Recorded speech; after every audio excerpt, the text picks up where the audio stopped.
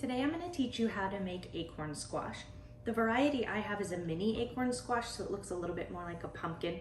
It's not, it is a squash. If you buy it in the grocery store, it should be larger than this and will look green and looks like an acorn. Either way, you cook it the same. So what we're gonna do is we're gonna start with our squash and we're gonna cut it from top to bottom. Use a really sharp and serrated knife and be careful. Winter squash, which means it has a hard shell, is very, very hard to cut, so you're gonna wanna be careful. But you're gonna cut it from top to bottom, and then you'll have your two halves, and it'll look like this. And what we're gonna do is scrape the seeds out. And if you're gonna save the seeds and cook them, you're gonna need a colander, otherwise you can just put them in the trash. So you'll use a spoon and you're gonna scrape it out. And kind of like you would a pumpkin, you really wanna be sure you get all the seeds and then any of the stringy material that comes with them. So don't be shy. And I'm saving my seeds because I am gonna roast those. And when you're done, it'll just be the squash without the seeds. And then you're gonna put it in a pan, and depending on how many squash you're cooking, like these are a mini variety, so I'm gonna cook 2. If you're doing a regular acorn squash, you're probably not gonna cook more than 1 at a time, but whatever you're gonna do, you just wanna be sure they can fit in the pan. And I've put water in my pan about halfway up. You can use your judgment on that, but you just wanna be sure that there's enough water to cook them that they're not burning to the pan. And I'm doing them flesh side up. So the hard shell, which we won't be eating, is what's sitting in the water, and I have the meaty side, the part we're gonna be eating, up.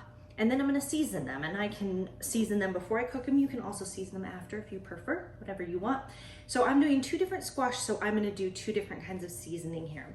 One, I'm going to do a little bit more savory. So I'm going to do seasoned salt, and I'm just gonna sprinkle it on. And I'm gonna do pepper with that same one. And I'm gonna add garlic to that one as well. You can season these however you want. Perfect. And the other 2, I'm going to do a little bit sweeter. And I'm not gonna add any sugar, but I'm gonna add some cinnamon. It's kind of a naturally sweet squash. So we're just gonna kind of capitalize on those flavors. And then I'm gonna add nutmeg to this one. It is very common to add brown sugar and butter to this variety of squash, but I want to keep the sugars down, so I'm going to skip that and try to just capitalize on the naturally sweet flavors that they have, and then again make another one savory. So I have my oven preheated at 350, and I'm going to put them in and see how long they take to cook. So I just pulled my squash out of the oven. I ended up cooking it for about an hour. So I would suggest that you start checking your squash at about 20 minutes, and then you'll kind of have a good gauge of when you need to pull it out or keep checking it.